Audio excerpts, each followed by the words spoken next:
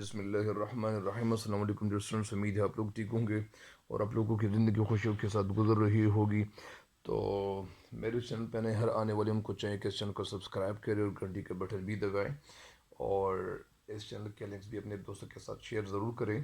تاکہ آپ کے ساتھ ساتھ آپ کے دوستوں کو بھی فائدہ پہنچتا چلا جائے۔ تو بڑھتے ہیں مزید اشعار کی تشریح کی طرف، کیونکہ کچھ اشعار کی تشریح اللہ کے فضل و کرم سے کی ہوئی تھی، تو اب مزید تشریح کی طرف بڑھ رہے ہیں۔ تو آج کا جو پہلا شعر ہے وہ کیا ہے؟ وہ یہ ہے کہ قذارہ وہ دن تھا اسی سال کا، غلط وہم ماضی میں تھا حال کا۔ قذارہ یعنی بدقسمتی سے، وہ دن تھا اسی سال کا، یعنی یہ بدقسمتی سے یہ اسی سال کا وہ دن تھا۔ غلط وہم ماضی میں تھا حال کا، غلط یعنی حال میں اس کا ایک غلط وہم تھا۔ ماضی میں یعنی پاسٹ، گزرے ہوئے وقت میں، یعنی جو ایک وہم تھا بادشاہ کے دل میں، یہ بات بیٹھ چکی تھی، وہ سوچتا تھا کہ ایسا نہ ہو ایسا نہ ہو، تو یہ اسی وہم کے حوالے سے یہ کہتے ہیں کہ ماضی میں یہ ایک وہم تھا۔ اس شعر کی تشریح شاعر کچھ اس طرح کرتے ہیں کہ نجومیوں نے بادشاہ سے کہا تھا، بتایا تھا، یا وہ بتا چکے تھے کہ 12 سال تک شہزادے کی جو نگہداشت ہے، جو لک آفٹر ہے، اور وہ محل کے اندر ہی ان کی نگہداشت کرتی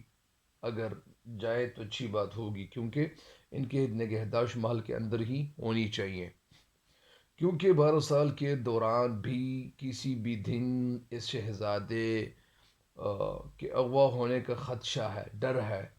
ایسا نہ ہو کہ اس کو اغوا کیا جائے۔ اتفاق کی بات یہ ہے کہ جس دن شہزادے کو اغوا ہونا تھا وہ دن اسی سال کا ابھی باقی تھا، مطلب وہ دن ابھی باقی تھا جس سال میں، جس دن میں، مطلب شہزادے کو اغوا ہونے کا خطرہ تھا، اور خطرہ اس کے سر پہ اب مطلب یعنی اس کے سر پہ پڑا تھا، مطلب ارد گرد خطرہ ان کے ارد گرد چھایا ہوا تھا، اور بادشاہ سے حساب کتاب میں اصل میں غلطی ہوئی تھی، یعنی بادشاہ سے غلطی حساب کتاب میں اس لیے ہوئی تھی کہ وہ گنتی جب کر رہے تھے تو اس سے یہ غلطی ہوئی تھی کہ یہ دن تو پورے ہو گئے ہیں، مگر بادشاہ سوچ رہا تھا کہ ماضی کا جو وہم تھا، جو وسوسہ تھا، وہ سارے وسوسے، ساری وہمیں یا ساری یہ جو وہم تھا وہ ماضی کے ساتھ ساتھ دفن ہو گیا ہے، کیونکہ شہزادے کو اب کسی طرح بھی نقصان نہیں ہو سکتا، مطلب یعنی شہزادہ ہر نقصان سے مبرہ ہے، مستثنا ہے، یعنی ان کو کبھی نقصان کا خدشہ نہیں ہو سکتا۔ ظاہری بات ہے کہ یہ شہزادے کے والد کی یہ سوچ تھی، بادشاہ کی یہ سوچ تھی، یعنی شہزادہ بے نظیر وہ کم عمر تھا، لیکن دربار کے نجومیوں نے بادشاہ کو اس بات سے آگاہ کیا تھا کہ شہزادہ چودھری کی رات کو کھلی فضا میں یعنی نہ چھوڑا جائے، اگر ان کو کھلی فضا میں چھوڑا جائے گا تو نجومیوں نے اس بات کو کتنے سال گزرے تھے کہ وہ نجومیوں نے یہ بات بتائی تھی۔ بادشاہ اب زیادہ احتیاط کرنے کی کوشش نہیں کرتا تھا، یعنی زیادہ احتیاط نہیں کرتا تھا۔ اتفاق سے یہ اسی سال کا وہ دن تھا، یعنی ماضی میں یہ رات جو تھی وہ خیریت سے گزر گئی تھی، یا اس طرح بادشاہ کو یہ وہم سا ہو گیا تھا کہ اب شہزادہ جوان ہے اور اب فکر کی بالکل ضرورت نہیں ہے، اس لیے یعنی شہزادے کو اجازت دے دی گئی کہ شہزادے کی جو خواہش ہے کہ وہ وہاں اوپر سونا چاہتا ہے، تو اس کا جو پلنگ ہے وہ محل کی چھت پر مطلب لے جایا جائے، اور وہاں اس کے لیے پلنگ بچھا دیا جائے۔ تو اس شعر کی تشریح مکمل ہو گئی ہے، اگلے شعر کی تشریح کی طرف بڑھتے ہیں۔ سخن مولوی کا یہ سچ ہے قدیم، کہ آگے قضا کے ہو احمق حکیم۔ سخن مطلب بات، مولوی کا مطلب مولانا روم کی طرف بھی اشارہ ہے، لیکن مولانا روم کی طرف اشارہ بھی ہے، اور مولوی سے مطلب یہاں عام مولوی بھی مراد ہے، عام عقل مند لوگ بھی مراد ہے جو حکیم ہوتے ہیں۔ قدیم کا مطلب یعنی پرانا، آگے قضا کا مطلب موت، احمق بے وقوف، حکیم یعنی اس شعر میں شاعر کہنا یہ چاہتے ہیں کہ پرانے زمانے میں یہ مولانا روم کا ایک قول اور کہاوت مشہور ہے، اور وہ کون سا کہاوت ہے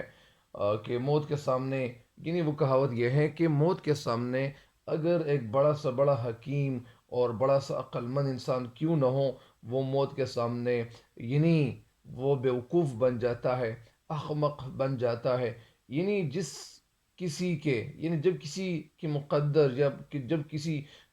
کی موت کا وقت آ جاتا ہے، یا کسی کے مقدر میں یا تقدیر میں موت یا کوئی اور تکلیف لکھی ہوئی ہوتی ہو، تو ظاہری بات ہے کہ سارے دانائیں اور دانا اور افلاطون کی حکمت اور تدبر، مطلب یعنی ساری لوگوں کی کہانیاں اور کہاوتیں اور عقل کی باتیں وہ پھر ایک طرف رہ جاتی ہے، مطلب ان باتوں کا کچھ فائدہ نہیں ہوتا ہے۔ یا اسی طرح اگر کسی کی موت وہ لکھی ہوئی ہو، تو وہ اگر کتنی خوبصورت یعنی اچھے بہترین میڈیسن کا استعمال وہ کیوں نہ کر لیں، لیکن جب موت کا وقت جب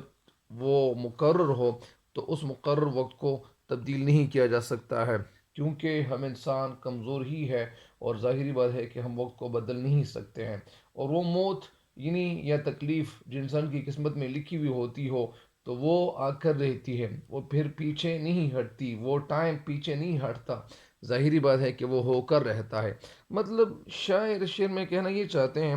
کہ اس سے کوئی خاص مطلب یعنی شاعر اس شعر میں کہنا یہ چاہتے ہیں، بتانا یہ چاہتے ہیں کہ جو کچھ قسمت میں لکھا ہوا ہو، لاکھ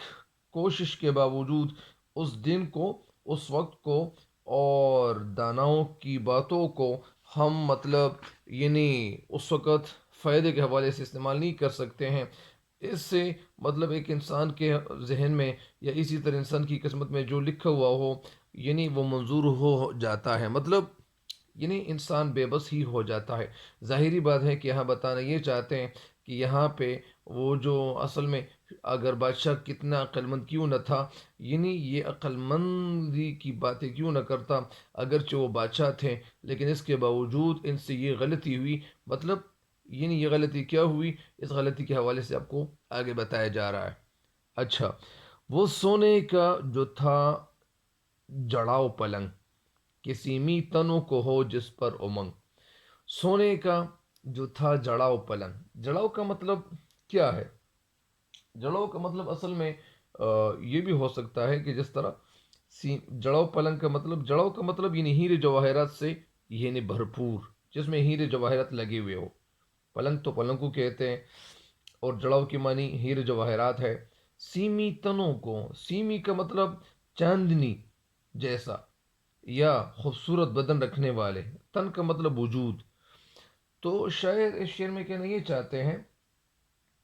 کہ شہزادہ بنظیر کے لیے چھت پر جو پلنگ بچھا دیا گیا تھا، وہ سونے اور جواہرات سے، ہیرے جواہرات سے مطلب بھرپور تھا، اس کو خوبصورت بنایا گیا تھا اس پلنگ کو۔ اور ایسے حسین و جمیل اور عظیم پلنگ کو جب دیکھ کر بے شمار حسین اور خوبصورت لوگ بھی دل میں یہ خواہش کرتے تھے کہ کاش کبھی وہ بھی اس پلنگ پہ سونے کا مزہ لیتے، سونے کا مزہ یعنی لطف لیتے، کہ کاش ہم بھی یعنی اس پلنگ پہ سو جاتے۔ مطلب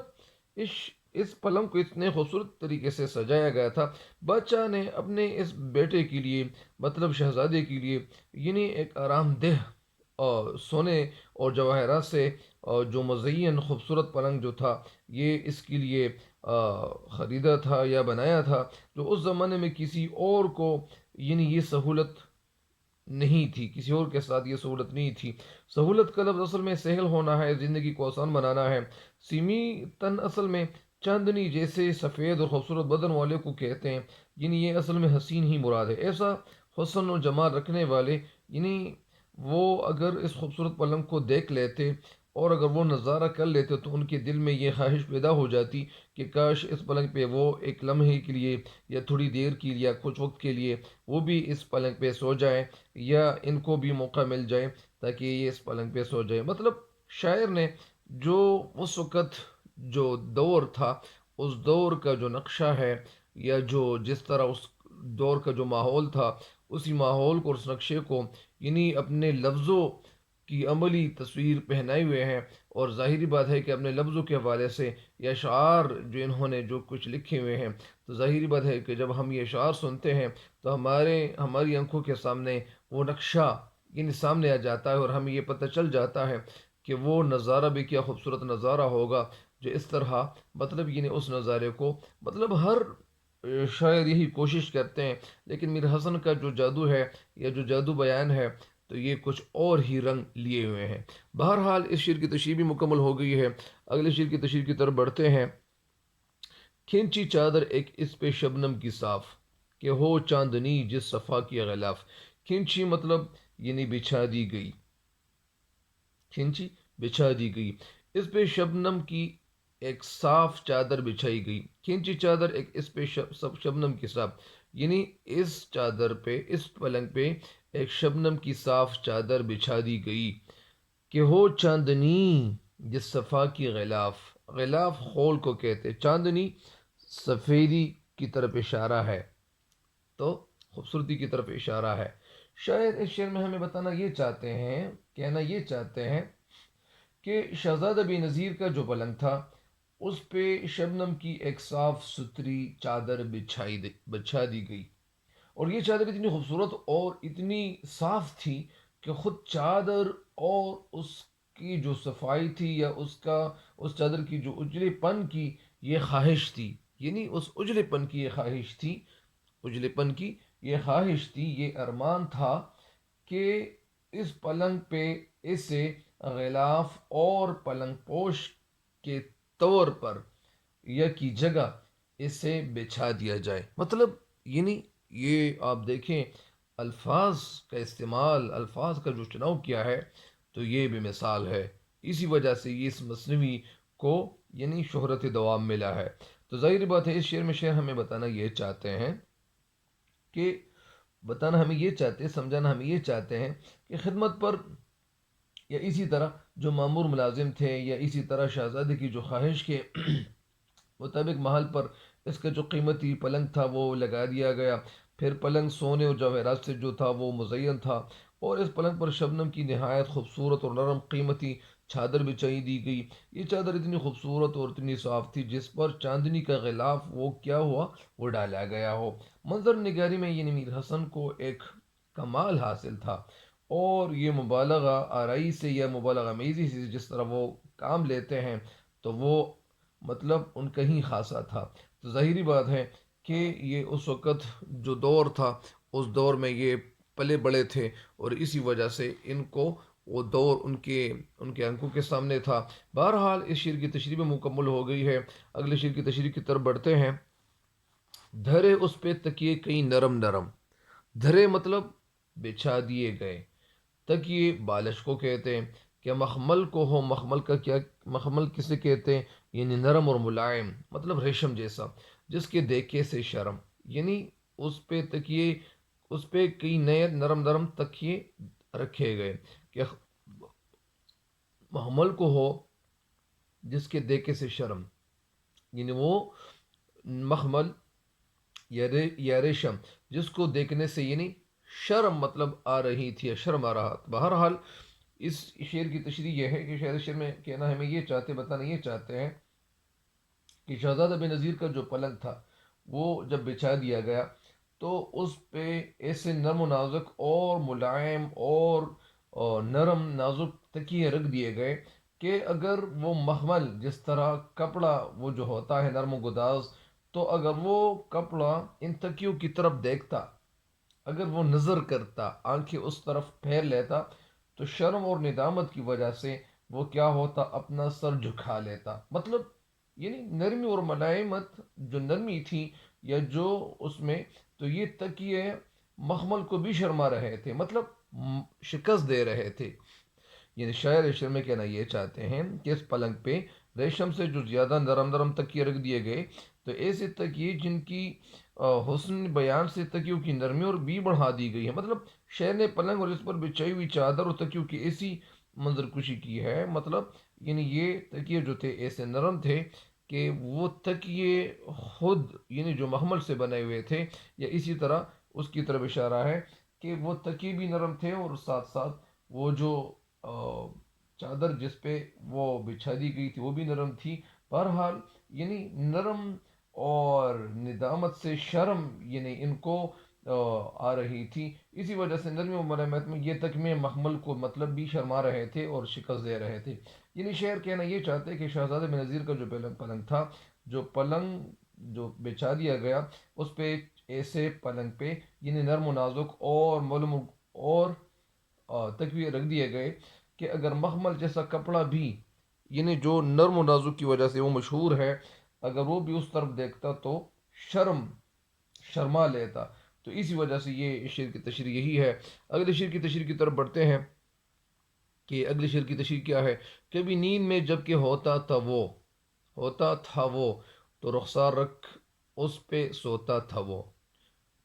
رخسار کے مطلب کا مطلب کیا ہے؟ گال یعنی چیکس جس کو کہتے ہیں، یعنی چہرہ. اچھا، کبھی نیند میں جب کہ ہوتا تھا وہ یعنی وہ جب کبھی نیند میں ہوتا تھا رخسار کر رکھ اس پہ سوتا تھا وہ یعنی وہ اس پہ اپنا چہرہ رکھ کر سوتا تھا. شاید اس شعر میں ہمیں کہنا یہ چاہتے ہیں کہ جب کبھی شہزادہ نیند میں ہوتا تھا تو وہ ان نرم اور ملائم تکیوں پر اپنا رخسار اپنا چہرہ رکھتا تھا اور یعنی خوبصورت نیند میں وہ غرق ہو جاتا تھا. اور اس نرم اور خوبصورت تکیوں پہ ان کی جو نیند تھی وہ ایسی تھی جس طرح یعنی کوئی خواب خرگوش کے مزے لیتا ہو. تو اس شعر کی تشریح یہی ہے. اس شعر کی تشریح مگر اگر میں ایک دفعہ پھر بتا دوں کہ منظر نگاری تو اصل میں یہ میر حسن کو اس منظر نگاری پہ کمال حاصل تھا. اور یہاں کہنا یہ چاہتے ہیں کہ شہزادہ بن نذیر کی جو نرم تکیوں پر اس کے سونے کی جو حالت ہے، اسی طرح جب شہزادہ بن نذیر اس نرم ریشمی تکیوں پر سر رکھ کر سوتا تھا تو اس کے پھولوں جیسے خوبصورت رخسار یا اس کا جو چہرہ تھا اور جو خوبصورت چہرہ تھا تو وہ ان نرم تکیوں پہ مطلب یعنی پڑ جاتا تھا. یعنی وہ اس پہ پڑ جاتا تھا. اور ظاہری بات ہے کہ وہ نیند میں ہوتا تھا تو ظاہری بات ہے کہ انسان جب سو جاتا ہے یا جب وہ تکیہ نیچے ہوتا ہے اور اسی پہ انسان کیا کرتا ہے وہ سر رکھتا ہے اور چہرہ رکھتا ہے. تو اسی وجہ سے یعنی یہ خوب یہ تصویر ہماری آنکھوں کے سامنے آ جاتی ہے کہ یہ جس طرح انہوں نے منظر نگاری کی ہوئی ہے. بہرحال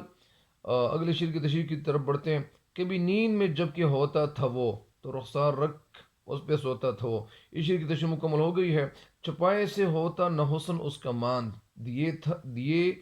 تھے لگا اس کے مکھڑے کو چاند. چھپائے مطلب یعنی چھپانے سے، حسن اس کا ماند کا مطلب کمزور کم نہ ہوتا. ماند پڑ جانا نہیں کم یعنی کم نہ ہونا.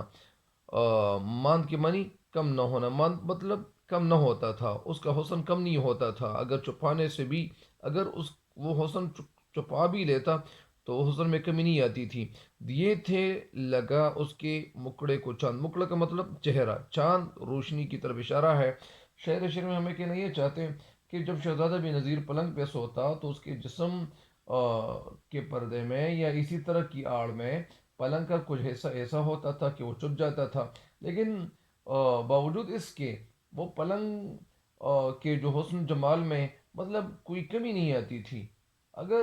نہ اس کا حسن اگر مان بھی پڑ جاتا یا اگر پی کا پڑ جاتا تھا، بلکہ مزے کی بات تو یہ تھی کہ پلنگ کی وجہ سے شہزادے کی جو خوبصورتی ہے اس میں مزید اضافہ ہوتا تھا. مطلب یعنی جس طرح وہ جو چاند کی روشنی ہوتی ہے، کبھی کبھار چاند وہ بادل میں چھپ جاتا ہے. بادل وہ جب زیادہ ہو تو ظاہری بات ہے کہ چاند کی روشنی وہ پھر نیچے نہیں آ رہی ہوتی. اور اسی وجہ سے یہاں پہ بتایا گیا ہے کہ جس طرح چاند کی جو روشنی ہوتی ہے تو چاند کی روشنی وہ کم تو پڑ جاتی ہے لیکن مطلب وہ بادل میں چھپ جاتی ہے. تو ایسا تو نہیں ہوتا کہ اس کی روشنی میں کبھی واقع ہوتی ہے. مطلب اسی طرح جو شہزادہ تھا تو اس کا جو حسن تھا وہ بھی ایسا لاجواب تھا، ایسا خوبصورت تھا کہ اگر وہ اپنے حسن کو کبھی چھپانے کی کوشش بھی کرتا اگر وہ سوتے ہوئے تو پھر اس کے باوجود اس سب کے باوجود ان کے حسن میں کمی نہیں آتی تھی اور اس کا حسن دوبالا ہوتا تھا. مطلب یعنی اس کا جو حسن تھا وہ چھپانے سے بھی کم نہ ہوتا تھا. تشہیر کی تشریح بھی مکمل ہو گئی ہے۔ مجھے امید ہے کہ انشاءاللہ آپ ان اشعار کی تشریح سے استفادہ ضرور کریں گے۔ تب تک کے لیے مجھے بھی اپنے دعاؤں میں، اپنے خصوصی دعاؤں میں یاد رکھیں۔ اللہ تعالیٰ آپ سب کو دنیا اور آخر دونوں جہانوں کی کامیابی عطا کریں، اور اپنے مطالعے کے ساتھ آپ کو جوڑے رکھنا خود کو رکھنا چاہیے، اور یہ کبھی مت سوچنا کہ میں کامیاب نہیں ہوں گا۔ کامیابی ہر انسان کے مقدر میں لکھی ہوئی ہوتی ہے۔ ہر انسان کو کوشش کرنی چاہیے اور محنت جاری رکھنی چاہیے۔ تب تک جب تک آپ زندہ ہو، تب تک کے لیے اپنا مطالعہ جاری رکھیں، اور مطالعہ جاری رکھنے کے ساتھ ساتھ وقت پہ نماز پڑھنا، اور ساتھ ساتھ تلاوت قرآن پاک یہ بھی کرنا، یہ جاری رکھنا چاہیے، تاکہ ہمیں نہ صرف اس دنیا میں بلکہ آخرت میں بھی ہمیں کامیابی نصیب ہو۔ تب تک کے لیے دیجیے گا مجھے اجازت۔ اللہ حافظ۔